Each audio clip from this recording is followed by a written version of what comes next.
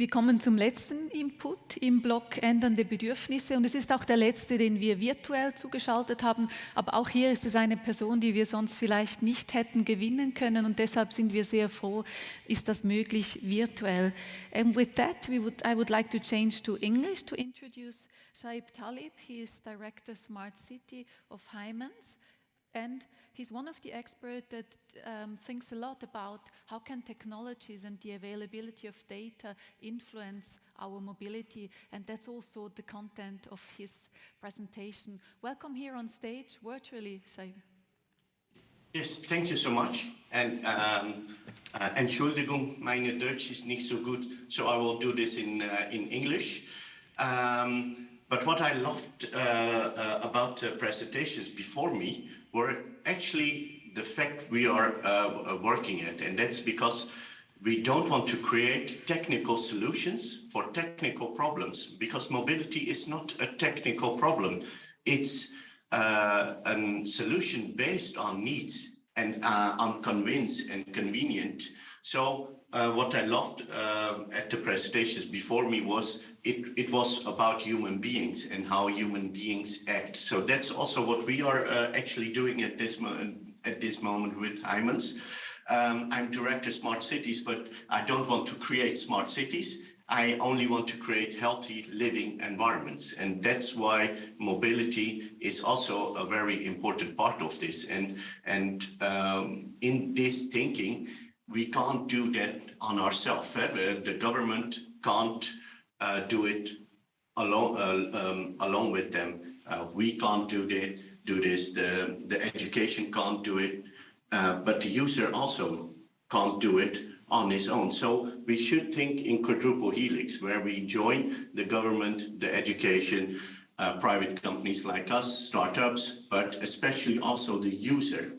We should get him involved to create new solutions for new future problems, but also new mobility services. I will start my presentation.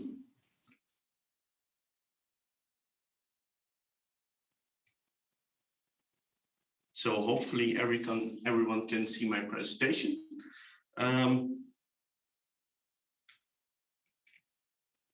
Oh, sorry, I think, yes, there. A very small, short, Heijmans. We are a stock and listed company. We are one of the biggest contractors and developers in the Netherlands. We have about 2 billion turnover, and actually in 2023 we will be there for 100 years. And what I already told you, our ambition is actually to achieve healthy living environments, and we do that for various target groups, and we do that. We can't do that on ourselves, and we do need the partners to help us to get integrated approaches for all of these problems. And if you say, okay, but healthy environments, that's a very huge word. What do you mean by that? Now, actually, we have developed this focus circle for us. In the middle, you will see our main goal, creating the healthy living environments. And what we actually do is we check with these 9 main issues at this moment, which are very important in the Netherlands, but also in Europe and the world. And that's more the greener part is the green areas, the energy areas, the circular areas, but also issues with heat stress, issues with water problems, etc. Then we have got the blue area, and that's more the spatial quality areas for us, and there is also accessibility very important for us, and mobility is a part of accessibility. And then we have the red areas, and that's more the social cohesion areas for us, like safety and like diversity, and also where like getting involved everyone, because healthy living environment is not only for the rich, it should also be for the poor and everyone. So we want to create also sustainable cities. And in the outer layer, you see all kind of tools that we have, because it's very important for us to notice that In Holland, for example, the government has said we have a huge issue. We want to create more than 1 million homes in this very small country of us. And 1 million homes by 2050, that's huge. And that's a big problem for us. But if we look at that problem, the solution is not anymore the tools we used before, like architecture, city development, or also healthy environments or environments at large. So we have the need to search for new tools like data and technology to help us to make sure that the cities of the future still get around, and that people can still connect with each other, and that people can still play in these areas and feel safe in these areas. And that's also what I'm going to talk about today is if you look at everything, for example, in the 1900s, the biggest issue in the US was one thing. And they had Senate seatings for that. They had special acting groups for that, because they had one huge problem which couldn't be solved. And in the 1900s, in the USA, that was the problem of the horse shit. Because we only used the horse and the carriage, and wherever you came, you saw one big issue. There were a lot of horse manure on the streets, which they couldn't solve. And then in the same 1900s, we got the mechanical car.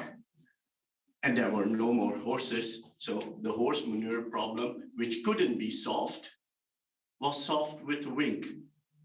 So that's what's very important to see at this moment, that we do see a lot of problems at this moment, especially on urbanization, and especially in the Netherlands, which gets additional pressure on public spaces. But we should also think about the future, and also not only focus on today, but also tomorrow and the day after. Why? Because then if you have an open-minded, then you will probably see that not all problems should be solved at this moment, or are not, can be solved with other solutions. And if you look at this moment at the market in Netherlands, we see a few problems on behalf of mobility. And that is that many parties are actually struggling with the question, what is the future of mobility? We have huge parking plots, areas at the most expensive place in the city, the Altstadt, the centers of our cities, and which are very expensive, but we are not sure what's going to be the future. What we also see is there is still a lot of demand for the first car. And people also have, Holland, just like Switzerland, is a first world country. So a lot of people also have a second car. But if you ask people, why are you using your second car? Then you will probably notice they only use it for 4 or 5 hours a day, or maybe 4 or 5 hours a week, just to go shopping, to have a bigger car to go to the hockey in the weekends, or maybe to visit grandma in Geneva or in Zurich or other parts of Switzerland. And then if you talk with them, hey, but why are you having such an expensive thing? Because you have to pay your DMV, you have to pay your taxes, you have to buy the car or lease the car at least. And the oil price is getting higher. Holland, at this moment, 1 liter of gasoline costs more than €2. So that's very expensive. So why are you using that? And then people talk back to us that they don't have another solution. They don't have another option. And that's where actually also the presenter of the presentation before me came, it's also about nudging. It's not only finding a solution, but we should also make the user a part of this solution, and we should also transform his needs, because if we are not going to transform their needs, we can come with any solution we want, but it won't happen and it won't survive. And that's the big difference between a lot of startups and scale-ups. If it's not need-based, then it will fail. Now, another very important thing is there is a robust demand on the part of local authorities and developers for shared mobility, but they see it at this moment still as a product and not as a service. There are a lot of minor party startups offering individual products and services, but they are still not scale-ups and they can't oversee the whole of Holland. And there's actually one very important thing that bigger parties like Shell and DHL are also exploring this market from another view. But overall, what we see is there are a few successful solutions at this moment. And the main issue, why? Because we do have car sharing and we do have bicycles which we share, and we do have motorcycles or mopeds, and we do have our train system and our bus system and everything. But still, if you look at mobility as shared mobility, it doesn't work because a lot of parties see this as a technical solution and not a need-based service. And that's the transition which we are actually making as the company. We are transforming this to mobility as a service. And why are we doing this? And that's because of this.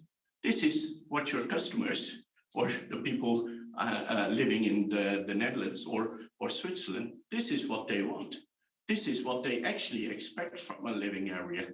Freedom, greenery, places where their kids can feel free, play, safety. And this is what actually all of, if you ask the majority in Holland, this is how they want to live. And I think in Switzerland, it would be the same. But this is what they are getting. And can you see the huge difference? And this is actually a technical solution. This is the need and the demand. And this is what we are giving them. And then this creates a lot of problems. And for this, we have to change our mindset and we have to think different. And that's not easy. That's for sure. So I would ask you for only 1 minute, because I want to have a little bit of interaction. Just please kindly close your eyes. Just for 1 minute, close your eyes. And I can also see the Kursaal arena, so I'm now looking at some people who are closed their eyes and some are not. Kindly close your eyes and just think for 1 second or two about an animal which you haven't seen ever before. Just take your time. Just imagine an animal. Just imagine you are back in group 3 and you can lose your mind and you can think out of the box. Just imagine an animal which you have never seen before. Now, if you got this photo in your head, kindly open your eyes, and then I can tell you, and I'm not a magician, but I can tell you that a lot of people have seen an animal with at least a head, or legs, or eyes, or a mouth, or wings, etc. And why I do this experiment is just to show how difficult it is to think out of the box. Because we were taught when we were children that the animal has legs and has a head and has a mouth, because that's what makes an animal. So it's very difficult to think out of the box, but before thinking out of the box, you should at least know what the box is. And that's very important, that we get involved the user, because he knows or she knows what he or she wants. And that's why we need to change our thoughts, because if you listen to the needs of the same market, then you get other things, other points. If you ask the local authorities, what do you want? And the local authorities in the Netherlands tell us, well, we are actually searching for a strategic partner who can help us to create more hubs and can help us to think with us about the future of parking. So actually they are asking us to help them making things hassle-free. The developers in the Netherlands, they also have an issue because at this moment, each house has a level of parking spaces, and if they want to make more houses, they need more parking spaces. So they have a big problem, and that's that if they want to make a building of 100 apartments, they need also 100 parking lots, and that space is just not available. And if you look at our users, their needs is actually not a car. Very simple. But because just like what you talked about the animal, we are used to having a car. But actually, their need is accessibility. They want to go from point A to B as safely, as dry, and for some also as quick as possible. And what's also very important for them, they want it also as cheap as possible. Because if we look at, especially in Holland, and you ask someone, are you thinking about the environment, then everyone says, yes, obviously. I'm also green and I'm thinking about the future and I want to leave a safe and a healthy planet for my kids and their kids, and etc. And what you see in the figures is that we are not green, because we only put solar panels or use electric cars when there is a tax redemption. And whenever the government cancels this subsidy, then we stop buying electrical panels. So we should also know this, that it's very important for the persons using that it's also cheaper than any other solution. And if we want to do that, then we should stop about thinking about the first picture, because that's a car sharing option. But the need is actually picture 2 and 3, mobility as a service. The need is actually 2 and 3 because they want to go from A to B as safe as possible. And on the left side, you can see is that's the first car sharing project in Europe, and that's a project of Heijmans from us with the BMW group. We were actually the first in 2000 and I think it was 2003, the first 2 private companies to have a proper car sharing option for inhabitants in the city of Rotterdam. But if we look now at the needs, then the first part is a technical solution, and that's not sufficient anymore. And what you also see is at this moment, we know it, especially the swap feeds generation, and these are actually the cycles with the blue tires. All of these, they are doing huge in Amsterdam and in The Hague and Rotterdam, and they are really making a lot of business. But actually, the main thing is not of all of these cycles are hired for only 18 euros a month. So no one buys anymore their bicycle. Why? Because in Amsterdam, a lot of bicycles get nicked, get stolen. If you get a puncture, you have to solve your own problem.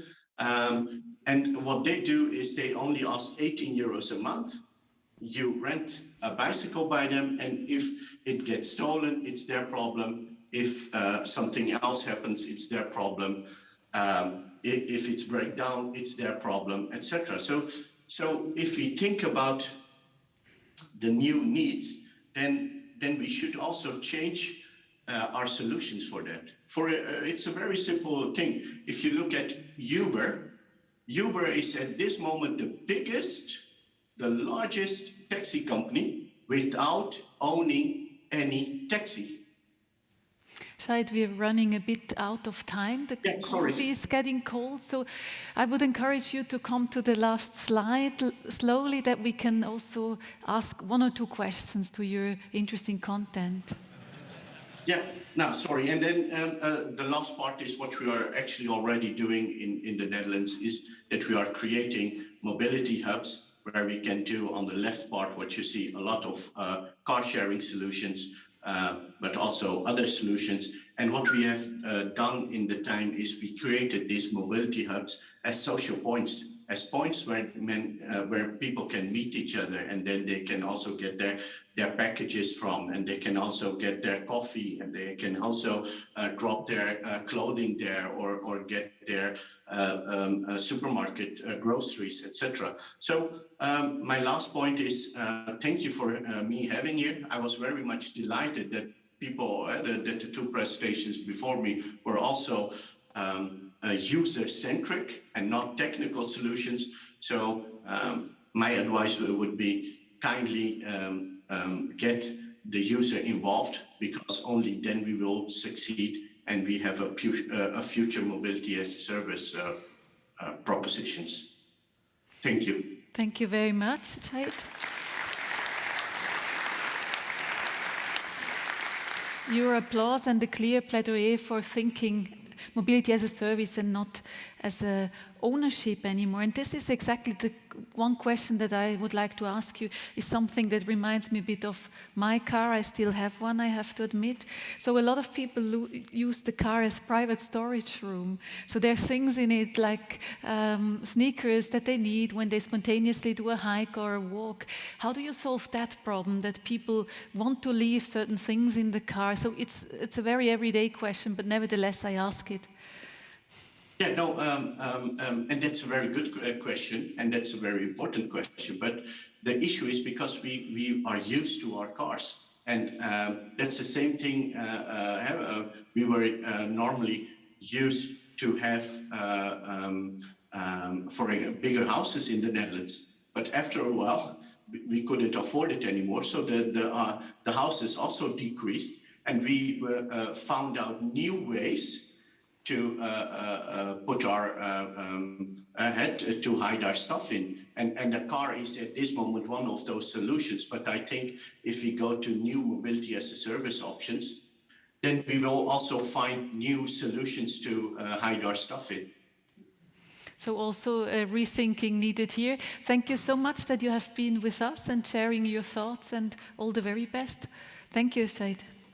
Thank you.